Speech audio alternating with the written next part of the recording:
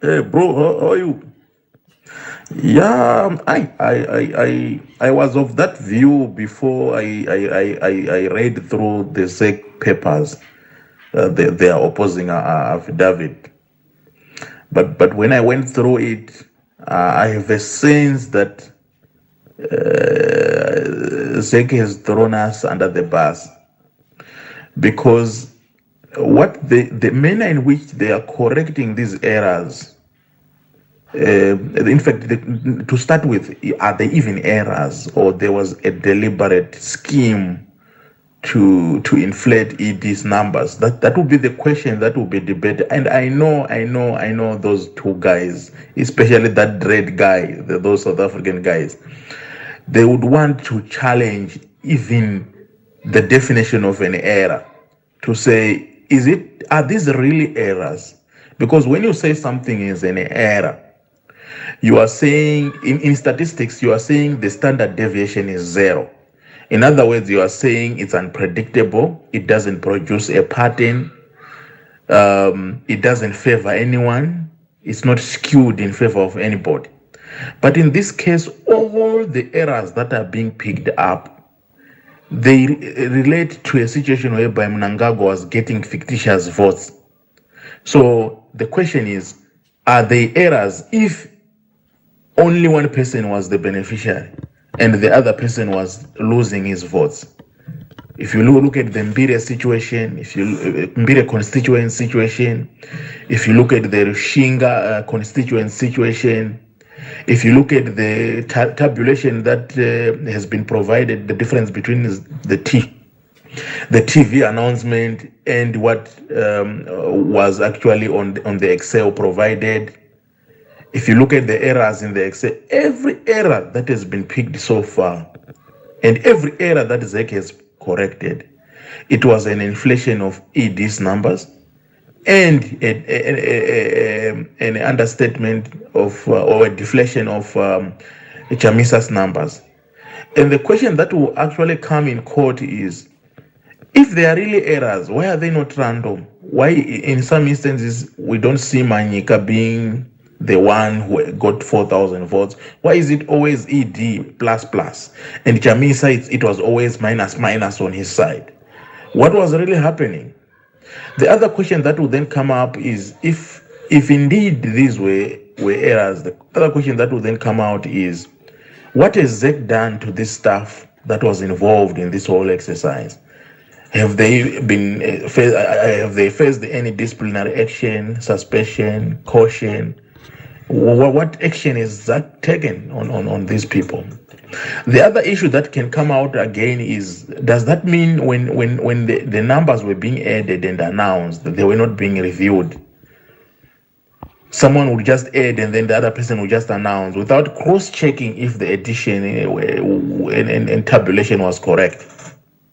That is as far as the definition of an error is concerned. I find myself in a situation whereby I'm questioning to say, if I was in the MDC camp, I would be like, oh, how?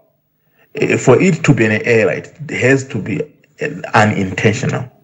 It shouldn't be intended. Remember, Chamisa's main argument in this case is Zec colluded with ZANU-PF to steal my votes and give them to Mnangagwa. That is the Chamisa's main argument in this case. And he went on to give a lot of other tables. Zec come back and say, you didn't, there's no proof that we colluded with ZANU-PF to give ED numbers, to give your votes to ED. But in the same opposing affidavit, they are correcting numbers which are showing that they had given ED numbers that are not his. So they are contradicting themselves. In one angle, they are saying it's baseless that you are saying we colluded with ZANU-PF. But on the other side, they are providing corrections which are showing that they had taken numbers from Chamisa and gave them to ED. I honestly, I'm really pissed, bro, because I would have wished if Chamisa's errors were given to Manyika or no, Love Maduk, not giving those error numbers to ED, because now you are canceling ED. You are reducing from 50.67, you go down, now you are at 50.57. You keep reducing, you keep sending follow-up affidavits. Oh, we are wrong here, and in all those errors you are reducing ED and increasing Jamisa's numbers. And that creates a perception in court, because remember, this case is not just about 1 + 1 = 2. It's also about the pattern itself. It's also about the perception itself. Then the other issue that Zec has failed to do is they have failed to explain why is it that in some constituencies the total number of parliamentary votes is so smaller than the total presidential votes. They failed. Because if you look at their table, I'm sure it's only that you didn't study statistics. If you look at the table where they explained this, they are saying, oh, it's fine. 2 people may decide on a polling station. 2 people may decide that they are not going to vote for an MP. They are just going to vote for a presidential.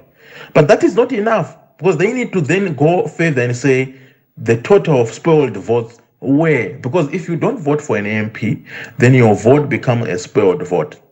They are not explaining that part. So if, for example, and in some constituencies like Mutare North, it's even shocking differences. If you look at the total MP votes, they were so low. The total presidential votes were 32,000. So there's actually like a difference of 10,000 between total MP votes and total presidential votes. That's really concerning. That's very concerning, because they were supposed to come forward and say, these people did not vote for MPs. Here are their spoiled ballots. This is the total. They are not doing that, which is really giving more and more ammunition to Jamisa in this whole case. The other challenge is they have reduced ED's numbers now below 50.6. It's now 50.57. Before the case is even argued, they've already done all these corrections. Is it even legal? Is it even lawful? Because remember, Zec is supposed to collect, tabulate, and announce results in 5 days after elections. That 5th day was 4 August. They had all the time from 30 June up to 4 August to cross-check, tabulate, collect, verify numbers, and announce. They announced before 4 August. Now, 2 weeks down the line, you come back and say, oh, sorry, our numbers were not right. That is not from my side. I think there is something unlawful there, because they are trying to correct numbers outside the 5 days they are given to do that. What they are doing right now is no longer correcting mistakes. It's now admitting that Jamisa is right in some of the errors he is raising.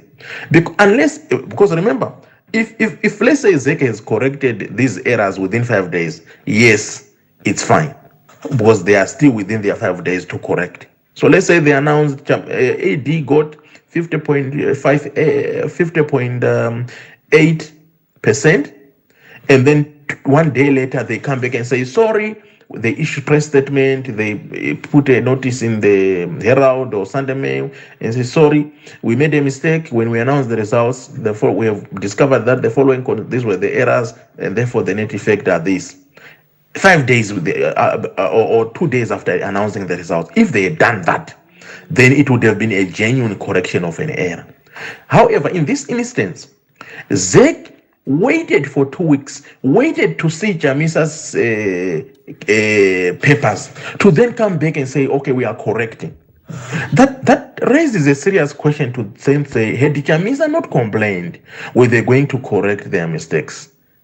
Were they going, because it's now 2 weeks after elections, you then come back and say you are correcting mistakes. But you had time to check your numbers after announcing them. You had time to go back and re-verify, check everything, and recorrect. They didn't do that. They waited for Chamisa to bring his papers.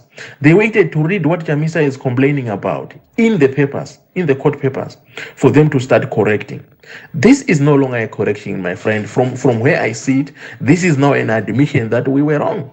And if Chamisa's lawyers, especially those two South African guys, Mpof and Kuki, I don't know how to pronounce his name, if they successfully challenge to say this is no longer a correction by Zec, their time to correct was 5 days. They failed. They waited to see our papers. Only when they saw our numbers and our arguments, that's when they started correcting. It's no longer correcting. It's now an admission that they messed up.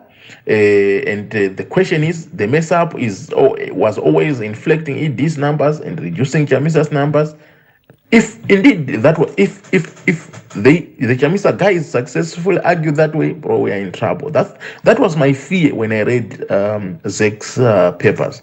That it's all they are saying these are baseless allegations, but later on they correct numbers.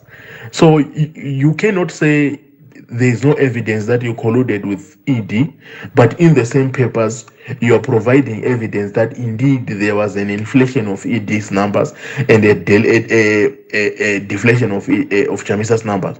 Whether that is deliberate, intentional, that is what Chamisa and his lawyers still need to prove.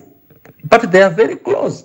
If you look at it, they are very close to proving this, because what they are now left with is just to create a pattern, show to the judges that, oh, well, this was a pattern, and also the issue of parliamentary votes not being equal to MP votes. If it was a small difference, you can easily say this is spoiled votes. But the difference in some constituencies like Mutare North is like 10,000 difference. That's obviously not spoiled votes. That's like something was happening, and Zec has to explain, and they failed to explain properly. Yeah, thanks, bro. Thanks a lot. Yeah, you can share it. It's fine. It's fine. We all, the concern of every Zimbabwean is a transparent, free, and credible election, whether you are ZANU-PF, MDC, or whoever. That is the concern of every Zimbabwean. Some of us are actually on the ZANU-PF side, but we are embarrassed by the way the numbers are being played out. Imagine your candidate, you are celebrating that he won.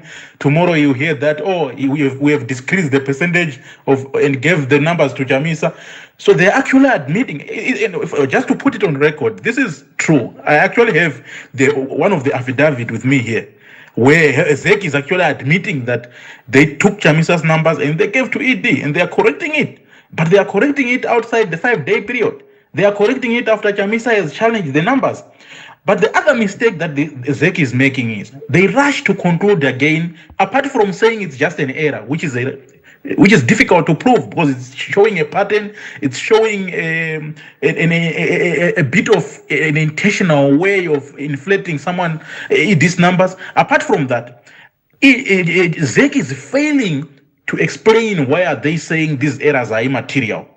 Because if you remember from our auditing background, you have to first select what is the benchmark of calculating materiality. They are saying, their argument is, oh, this is small because we have 4 million voters. That is not correct. Because remember, in a Zimbabwean election, a winner, you become a winner of an election if you get 50% plus 1 vote. You don't become a winner by having more votes. You become a winner by getting 50% plus 1 vote. What that means is every vote counts. When that is the case, you cannot argue that 5 votes are not material. Because what if they are the ones that pushed the person outside the line? What if they are the ones that made Mnangagwa go above 50% instead of having a rerun?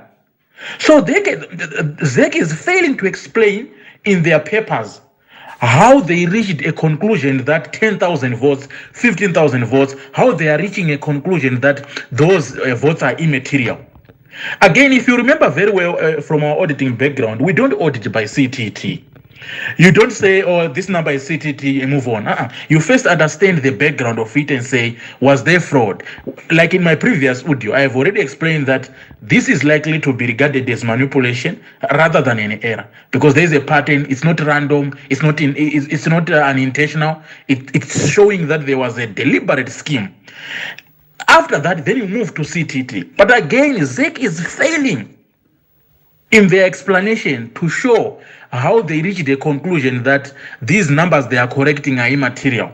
They are using 4 million votes, forgetting that to win an election in Zimbabwe, you need 50% plus 1 vote. That 1 vote could be the difference coming from their numbers that they are correcting now. So how do you reach a conclusion that these thousands you are correcting are immaterial? And if Chamisa lawyers argue that way, to say in Zimbabwean circumstance, you cannot talk about materiality without referring to the 50% plus 1 vote.